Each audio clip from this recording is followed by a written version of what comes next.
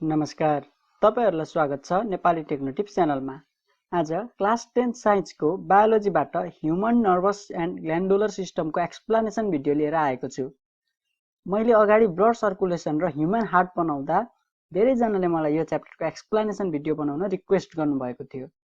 Class 10 को अरु पनि भिडियो हेर्नको लागि यो च्यानलको प्लेलिस्टमा जानुहोला। लिंक डिस्क्रिप्सनमा र कमेन्ट दुईटैमा छ। अब यो च्याप्टर सुरु गर्नु अघि म के भन्न चाहन्छु भने सुरुमा भिडियो हेरेर एकचोटी सबै बुझ्नुहोस् र अर्कोचोटी नोट बनाउनुहोस्। नोट बनाउनु भयो भने पढ्न सजिलो हुन्छ पछिलाई। यो च्याप्टरको सुरुमा पढ्नुपर्छ ह्युमन नर्भस सिस्टम र यो सकेपछि पढ्नुपर्छ ग्ल्यान्डुलर सिस्टम। यति दुईटा सिस्टमको पढ्नुपर्ने चाहिँ, तर यो दुई मध्ये नर्भस सिस्टम चाहिँ थोरै गाह्रो नै छ र ग्ल्यान्डुलर सिस्टम भनेको सजिलै नै हो। यसको बारेमा एकछिनमा हेरौला। सुरुमा nervous system. The system formed by the brain, spinal cord and different types of nerves is called nervous system. यसैको कारणले गर्दा हामीलाई दुख्दा, पोल्दा, घोत्दा, सुन्दा, हेर्दा रियाक्ट गर्ने गर्छौं। 5 वटा सेन्स अर्गनको हेल्प लिएर नर्भस सिस्टमले बडी बाहिरबाट इन्फर्मेसन कलेक्ट गर्छ र यसैको हेल्पले हाम्रो बडीमा इन्फर्मेसन ट्रान्समिट पनि हुन्छ। The nervous system in human body is divided into 3 parts. Number 1 central nervous system, number 2 peripheral nervous system, number 3 autonomic nervous system. Central nervous system. The system formed by the brain and spinal cord is called central nervous system. Nervous सिस्टमको जम्मा 3टा parts पढ्नुपर्छ, जसमध्ये central nervous system भित्र चाहिँ brain र spinal कर्डको बारेमा पढ्नुपर्छ। Brain, the most developed organ protected by skull bone which controls various activities of human body is called brain. Brain को एक्सटर्नल पार्ट 3 वटा लेयरले कभर गरेको हुन्छ, जसलाई मेनिन्जिज भनिन्छ। त्यो 3टा लेयरको ड्युरामिटर, प्यारामिटर एन्ड एराक्नोइड, सबैभन्दा आउटर लेयर जुन चाहिँ स्कलसँग टाँसिएको हुन्छ त्यो ड्युरामिटर हो, अनि मिडल लेयर एराक्नोइड र इनर लेयर प्यारामिटर हो।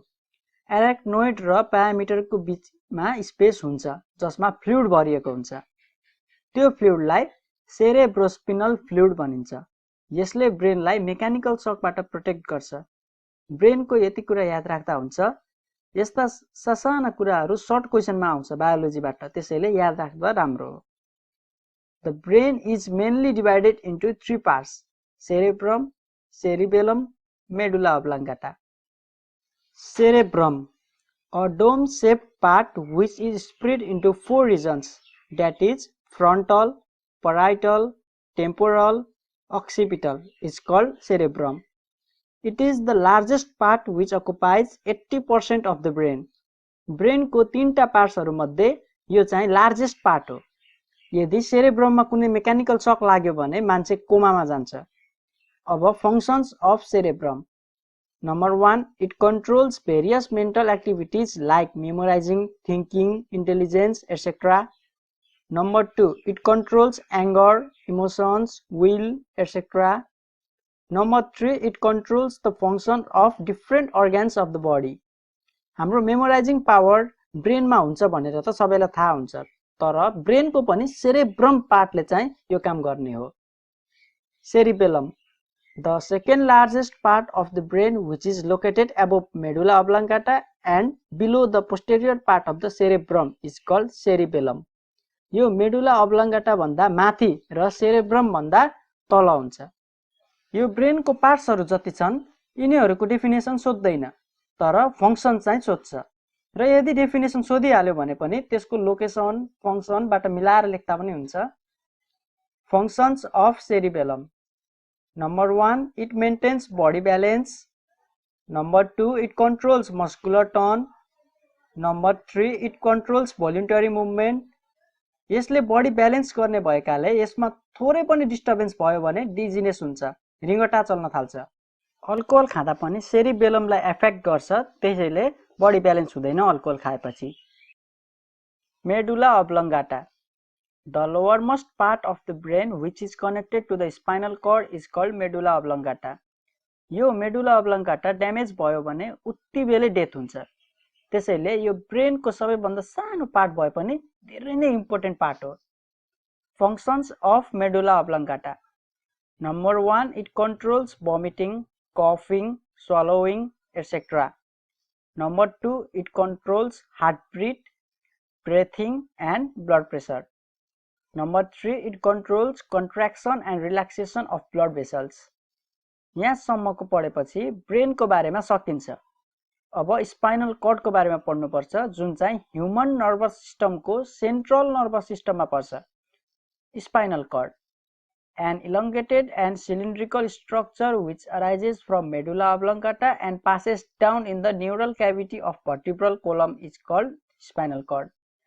यो मेडुला oblongata को बेसबाट सुरु भएर तलतिर गएको हुन्छ vertebral column सँगै।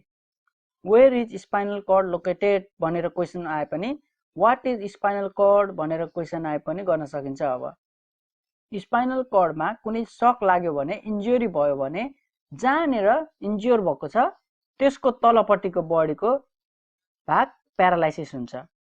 यो इन्जुरीलाई स्पाइनल इन्जुरी पनि भनिन्छ। अब functions of spinal cord. Number 1, it connects different part of the body to the brain. यसले कसरी बडीको पार्ट्सलाई ब्रेनसँग कनेक्ट गर्छ जस्तो लाग्छ होला। स्पाइनल कर्डमा स्पाइनल नर्भ फाइबर हुन्छ जसले बडी पार्ट्स र ब्रेनलाई कनेक्ट गर्छ।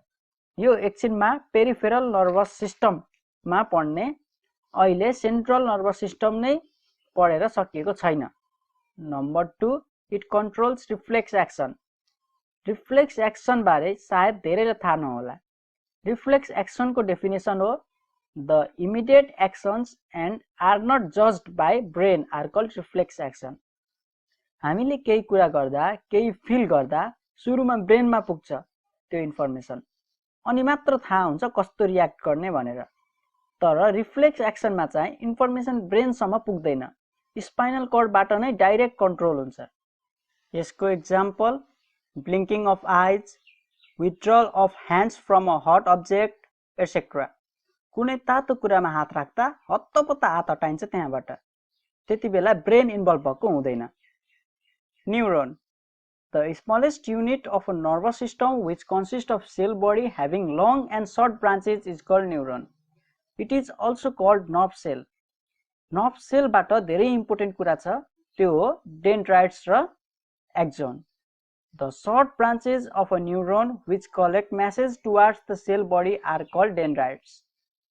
The long branch of neuron which carries impulses away from the cell body is called axon. न्युरोन्समा भएको एक्सोन्सलाई कम्बाइन गर्ने हो भने नर्भ फाइबर फर्म हुन्छ।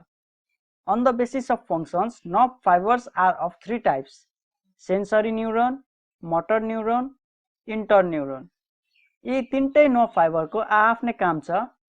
Sensory neuron carries impulses or messages from receptor to the spinal cord or brain. यसले message क्यारी गर्ने काम गर्छ। Receptor भनेको चाहिँ हाम्रो सेन्स अर्गन पनि भन्न सकिन्छ। हाम्रो सेन्स अर्गनले रिसिभ गरेको मेसेज स्पाइनल कर्ड अथवा ब्रेनसम्म पुर्याउने काम गर्छ। मोटर नर्भको काम हो, it carries impulses or messages from spinal cord or brain to the different parts of the body. Suppose हामीलाई कसैले चिमट्यो भने एकैचोटि दुखेको फिल हुँदैन, चिमटेपछि त्यो मेसेज डिफरेन्ट प्रोसिड्युर हुँदै ब्रेनसम्म पुग्छ र ब्रेनले कस्तो फिल गर्ने, कस्तो रियाक्ट गर्ने त्यसको मेसेज छोड्छ र त्यसलाई मोटर नर्भले इफेक्टर अर्गन मतलब चिमटेको एरिया जुन छ त्यहाँसम्म मेसेज ल्याउँछ र हामीलाई दुखेको फिल हुन्छ। स्पाइनल कर्डसम्म रिसिभ भएको मेसेज ब्रेनसम्म पुर्याउन नर्भस टिस्युले हेल्प गर्छ। त्यसैले नर्भस टिस्युलाई messengers between the spinal cord and brain पनि भनिन्छ।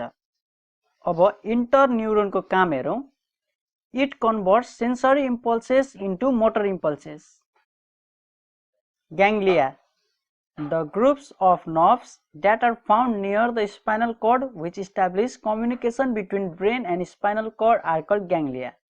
यो चाहिँ नर्भहरूको ग्रुप हो जसले ब्रेन र स्पाइनल कर्ड बीच कम्युनिकेट गर्न हेल्प गर्छ।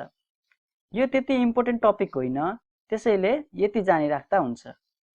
यति पढिसकेपछि बल्ल सेन्ट्रल नर्भस सिस्टम सकियो। अब आउँछ पेरिफेरल नर्भस सिस्टम र अटोनोमिक नर्भस सिस्टम गरेर दुईटा नर्भस सिस्टमको टाइप पढ्न बाँकी छ। यी दुईटा सेन्ट्रल नर्भस सिस्टम जस्तो गाह्रो र धेरै पढ्नुपर्ने छैन, सजिलो छ र थोरै पनि पढ्नुपर्छ। Peripheral nervous system, the nervous system which consists of nerve tissue that communicates between the brain and different parts of the body is called peripheral nervous system. यो नर्भस सिस्टमको काम नै कम्युनिकेट गर्नु मात्र हो। ब्रेन देखि बडीको सबै पार्ट्स कन्ट्रोल गर्न कम्युनिकेट गराउने काम पेरिफेरल नर्भस सिस्टमको हो। This system is made of two types of nerve fibers, cranial nerve fibers, spinal nerve fibers. यदि दुईवटा टाइप पढेपछि पेरिफेरल नर्भस सिस्टमको पनि सकिन्छ। Cranial nerve fibers, the nerve fibers that originate from the brain are called cranial nerve fibers. Nerve fibers को 12 वटा pair निस्केको हुन्छ ब्रेनबाट। यो नर्भ फाइबरले ब्रेन र हेडको अर्गान बीच कम्युनिकेट गराउँछ। क्रानियल नर्भ फाइबर्स ब्रेनबाट ओरिजिनेट भएर टाउकोको डिफरेन्ट रिजनमा इन हुन्छ, जस्तै eyes, ears, nose, mouth, tongue, etc. Spinal nerve fibers, the nerve fibers that originate from the spinal cord and form a network of nerves to the different parts of the body are called spinal nerve fibers. 31 pairs of nerve fibers निस्केको हुन्छ spinal कर्डबाट। अगाडिको nerve फाइबरले direct हेडको रिजनदेखि ब्रेनसम्म communicate गराउँथ्यो भने यो nerve फाइबरले चाहिँ बडीको different parts spinal cord अनि brain बीच कम्युनिकेट गराउँछ। नर्भस सिस्टमको अन्तिम part autonomic nervous system, the nervous system that controls the functions of muscles and certain glands when we are sleeping or waking up is called autonomic nervous system. Autonomic nervous system चाहिँ sympathetic र parasympathetic nervous system ले बनेको हुन्छ। sympathetic nervous system ले accident भएको बेलामा heart beat, blood pressure increase गराउँछ भने parasympathetic nervous system ले चाहिँ यो इन्क्रिज भएको हार्ट बीट, ब्लड प्रेसरलाई नर्मल कन्डिसनमा ल्याउने काम गर्छ। यति हो अटोनोमिक नर्भस सिस्टमको बारेमा। ह्युमन नर्भस सिस्टमको पार्ट्सहरुको बारेमा पढ्नुपर्ने भनेको यति नै हो। Glandular system, the system which is formed by a group of glands which secrete hormones or enzymes is called glandular system. यो सिस्टमले हाम्रो बडीमा हर्मोन र इन्जाइम सेक्रेट गर्न हेल्प गर्छ। हामीले टेस्टी खाना देख्दा मुखमा पानी आउँछ, त्यसैगरी आँखाबाट आँसु झर्छ, त्यो सब ग्ल्यान्डुलर सिस्टमले गर्दा भएको हो। There are two types of glands in human body, exocrine glands and endocrine glands. अब exocrine glands भनेको के हो हेरौं। The glands which have a duct or tube to pass their secretion are called exocrine glands. They secrete enzymes. Salivary gland, gastric gland, intestinal glands, tear glands, sweat glands, etc. are example of exocrine glands. यो ग्ल्यान्डलाई ducted gland पनि भनिन्छ किनभने यसले duct produce गर्छ। जस्तै tier ग्ल्यान्डले आँखामा tier produce गर्छ, सेलिभरी ग्ल्यान्डले सेलिभा produce गर्छ अनि स्वेट ग्ल्यान्डले पसिना प्रोड्युस गर्छ। Endocrine gland, the glands having no duct to pass their secretion are called endocrine glands. They secrete hormones. Exocrine glandले सेक्रेट गरेको इन्जाइम डक्टको थ्रुबाट पास हुन्थ्यो र कतिपय त हामीले देख्न पनि सक्थ्यौं, तर इन्डोक्राइन ग्ल्यान्डले सेक्रेट गरेको हर्मोन त्यसरी पास हुँदैन, डाइरेक्ट ब्लडमा गएर मिसिन्छ। यसको example pituitary gland, thyroid gland, pancreas etcetera. बडीको नर्मल ग्रोथ र डेभलपमेन्टको लागि हर्मोन्सको आवश्यकता पर्छ। हर्मोन्सको डेफिनेसन हुन्छ the chemical substances produced by endocrine glands which controls, coordinates and regulate metabolic activities, growth and development of body are called hormones. यो हाम्रो बडीको लागि धेरै नै इम्पोर्टेन्ट केमिकल सब्स्टेन्स हो। हाम्रो बडीको ग्रोथ र डेभलपमेन्टको लागि मेटाबोलिक एक्टिभिटीज कन्ट्रोल गर्न केमिकल मेसेन्जर्सको रूपमा युज हुन्छ हर्मोन। हाम्रो बडीमा धेरै थरीका एन्डोक्राइन ग्ल्यान्ड्स हुन्छ जसले विभिन्न हर्मोन सेक्रेट गर्छ र तिनीहरूको काम पनि छुट्टा छुट्टै हुन्छ, जस्तो growth hormone, thyroxine, insulin, testosterone etcetera. यी हर्मोनहरूको अन्डर सेक्रेसन और ओभर सेक्रेसन भयो भने बडीमा डिफरेन्ट सिम्पटम्स र डिसअर्डरहरू देखा पर्छ, जस्तो obesity, infertility, dwarfism etcetera. Functions of hormones, Number 1, they regulate growth and development of the body. Number 2, they regulate reproduction. Number 3, they control metabolic and physiological activities of the body. यति थियो exocrine ग्ल्यान्डले secret गर्ने enzyme र endocrine ग्ल्यान्डले secret गर्ने हर्मोनको बारे। अब human बडीमा present भएको 7 वटा इन्डोक्राइन ग्ल्यान्ड्स र तिनीहरूले सेक्रेट गर्ने हर्मोनको बारेमा पढ्नुपर्छ। ह्युमन बडीमा प्रेजेन्ट भएको इन्डोक्राइन ग्ल्यान्ड्सहरू हो pituitary gland, thyroid gland, parathyroid gland, adrenal gland, pancreas, testis, ovaries. Pituitary gland, the gland which is located in the skull just below the midbrain is called pituitary gland. Brain को lower सर्फेसमा attach भएको एकदमै सानो साइजको gland हो यो ग्ल्यान्डले दुईटा टाइप्सको hormone secret गर्छ, growth hormone र क्याटालाइटिक हर्मोन। ग्रोथ हर्मोनको फंक्शन्सहरू हो number 1, it increases the rate of protein synthesis. Number 2, it controls the growth and overall development of the body. Growth हर्मोनको मेन काम नै बडीको ग्रोथलाई कन्ट्रोल गर्ने हो। अनि क्याटालाइटिक हर्मोनको functions number 1, they control and regulate various metabolic activities. Number 2, they controls the secretion of other endocrine glands. यो हर्मोनले अरु एन्डोक्राइन ग्ल्यान्ड्सलाई कन्ट्रोल गर्छ। यो पिट्युटरी ग्ल्यान्डबाट सोधिने एउटा इम्पोर्टेन्ट की रिजन क्वेशन छ। Pituitary gland is called a master gland. Why? Pituitary gland controls various metabolic activities and also controls the secretion of other endocrine glands. So, pituitary gland is called a master gland. यसको answer यति नै लेख्दा हुन्छ। यदि pituitary ग्ल्यान्डले growth hormone बडीलाई चाहिने भन्दा धेरै र थोरै सेक्रेट गर्यो भने बडीको लागि राम्रो होइन। The under secretion of growth hormone during childhood causes dwarfism and hypersecretion causes gigantism. बच्चा बेलामा हर्मोन थोरै हुँदा ड्वार्फ र धेरै हुँदा गिगान्टिक हुन्छ। गिगान्टिक भनेको चाहिँ एक्सट्रिमली लार्ज इन साइज हो। यस्तो हुँदा मस्कुलर विकनेस र सेक्सुअल इम्पोर्टेन्स जस्तो प्रब्लम आउन सक्छ। यो त बच्चा बेला धेरै र थोरै हर्मोन हुँदा हो। यदि एडल्ट भएपछि धेरै हर्मोन सेक्रेट भयो भने जॉ बोनको ओभरग्रोथ हुन्छ र ब्याकबोन पनि कुप्री पर्न थाल्छ। Thyroid gland, the gland which is located in the neck region just below the larynx in front of trachea is called thyroid gland. Thyroid gland secretes two hormones. They are thyroxine, calcitonin. Thyroxine लाई थाइरोट्रोबिन पनि भनिन्छ। Thyroxine हर्मोनको function हो number 1, it stimulates the rate of cellular respiration and metabolism. Number 2, it controls the activities of nervous system. Number 3, it regulates the growth and development of the body. यसको फंक्शन्सहरुमा केही problem छ जस्तो त लाग्दैन मलाई, सजिलै बुझिने खालको छ सबै। Functions of calcitonin. Number 1, it regulates the level of calcium and phosphate in blood. Number 2, it controls calcium absorption and release by bones.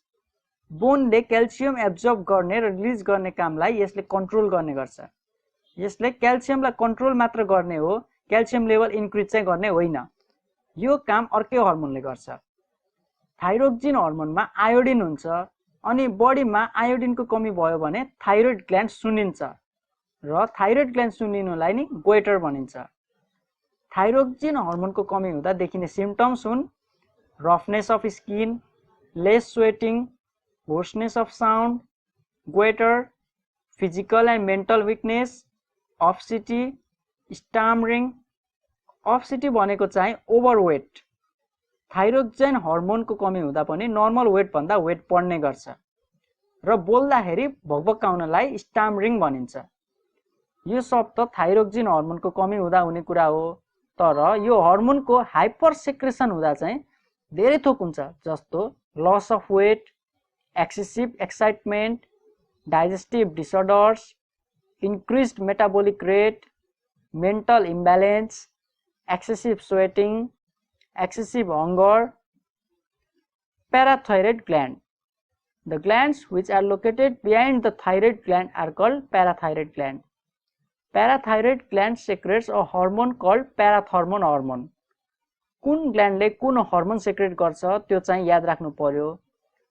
Functions of parathormone hormone. Number 1, it regulates the exchange of calcium between blood and bones. Number 2, it increases the level of calcium in blood. यो हर्मोनले क्याल्सियमको मात्रै काम गर्दो रहेछ. यो हर्मोनको hyper secretion भयो भने विभिन्न सिम्पटम्सहरू देखिन्छ, जस्तै softening of bones, parathyroid tumour, kidney stone. यो हर्मोनले क्याल्सियम लेभल इन्क्रिज गराउँछ भने हाइपर सेक्रेसन हुँदा किडनीमा स्टोन फर्म हुने त भइहाल्यो, क्याल्सियम लेभल हाई भएकोले गर्दा. यदि यो हर्मोनको कमी भयो भने शरीरमा क्याल्सियमको मात्रा कम हुन्छ, जसले गर्दा मसल्स कन्ट्र्याक्ट हुन थाल्छ र हातमा अनुहारमा रिङ्कल्स देखा पर्न थाल्छ, शरीरमा चाउरी पर्न थाल्छ. Adrenal glands. The glands which are located on the top of each kidney are called adrenal glands. They produce hormones called adrenaline. यो adrenaline को फंक्शनहरु धेरै छन्. Number 1, it prepares body to face stress and strain. Number 2, it controls emotions, heartbeat and blood pressure. Number 3, it controls the contraction of voluntary muscles.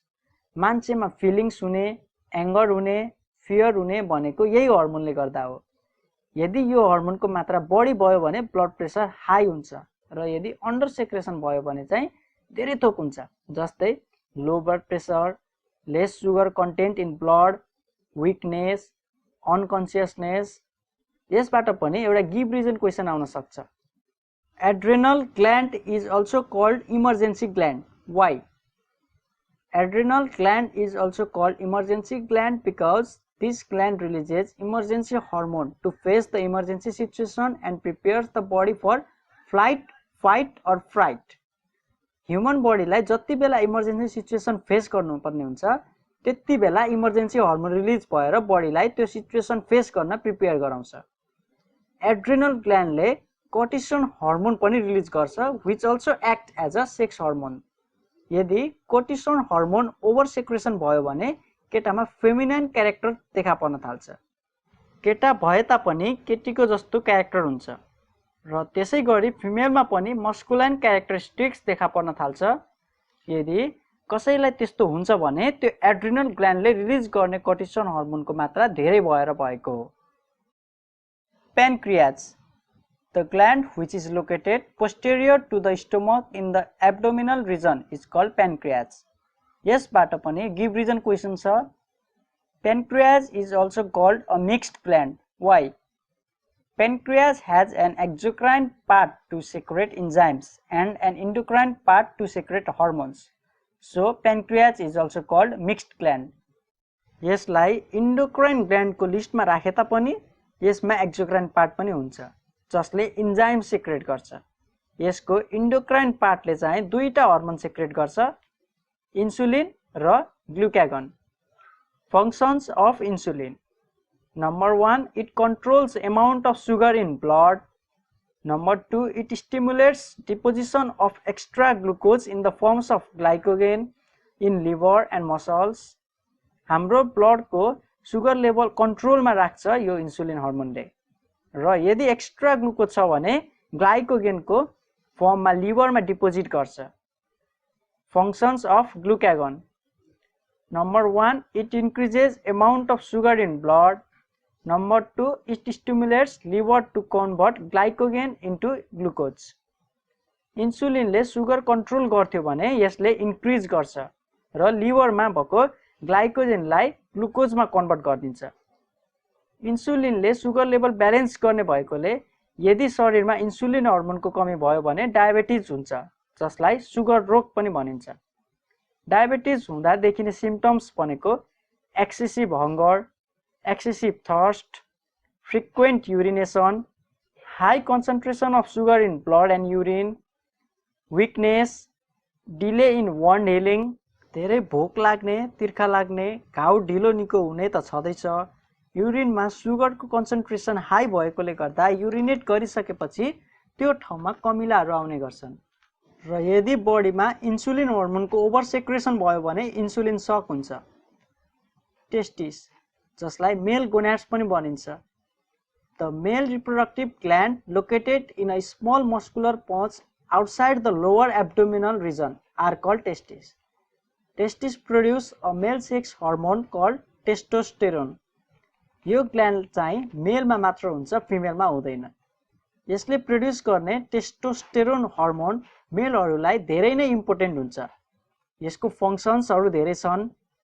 Testosterone controls the development of secondary sexual characteristics in males like enlargement of sex organs, growth of facial and pubic hair, deeper voice, enlargement of larynx.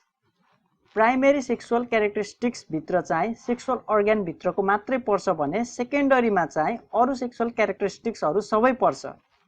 मेलको facial hair आउँछ, voice पनि फिमेलको कम्पेरिजनमा अर्कै हुन्छ र ल्यारिङ्स पनि बढ्छ।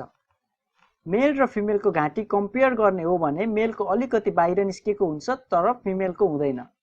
यो सब मेलमा हुने testosterone हर्मोनको कारणले गर्दा भएको हो। Ovaries. The female reproductive gland located in the lower abdominal region are called ovaries. यसलाई फिमेल गोनाड्स पनि भनिन्छ। टेस्टिसले एउटा मात्र हर्मोन सेक्रेट गर्थ्यो, टेस्टोस्टेरोन हर्मोन। तर ओभरिजले दुईटा फिमेल सेक्स हर्मोन सिक्रेट गर्छ, ओएस्ट्रोजेन र प्रोजेस्टेरोन। यी सबै ग्ल्यान्ड्सहरूले सिक्रेट गर्ने हर्मोन र यसको काम चाहिँ एक्जामको लागि मात्र नभएर जेनरल नलेजको लागि मात्र भए पनि याद चाहिँ हुनु पर्यो। त्यति गाह्रो पनि छैन याद राख्नलाई। Functions of oestrogen. Number 1, it controls the development of female sex organ. यही हर्मोनका कारणले गर्दा कसैको सेक्स अर्गन धेरै डेभलप हुने र कसैको कम डेभलप हुने गर्छ। Number 2, it controls the development of female characteristics like soft skin and breasts, hair pattern, feminine voice, etc. फिमेलमा हुने जति पनि क्यारेक्टर छन् त्यो सब यही ओएस्ट्रोजेन हर्मोनले गर्दा भएको हो। Functions of progesterone. It helps in maintenance of pregnancy. Number 2, it controls ovulation. Ovulation हुनुदेखि प्रेग्नेन्सी सम्म सबै यही प्रोजेस्टेरोनले मेन्टेन गर्छ। मेन्स्ट्रुअल साइकल पनि कन्ट्रोल गर्ने भनेको प्रोजेस्टेरोनले नै हो। ह्युमन नर्भस एन्ड ग्ल्यान्डुलर सिस्टमको बारेमा यति नै हो। क्लास 10 साइन्सको अरु एक्सप्लेनेसनको भिडियो हेर्न यो च्यानलको प्लेलिस्टमा जानुहोस्। प्लेलिस्टको लिंक डिस्क्रिप्सनमा पनि छ र मलाई इन्स्टाग्राममा पनि फलो गर्नु होला, भुवन गुरागाई 25 मा। भिडियो कस्तो लाग्यो कमेन्ट गर्न भने नभुल्नु होला। धन्यवाद।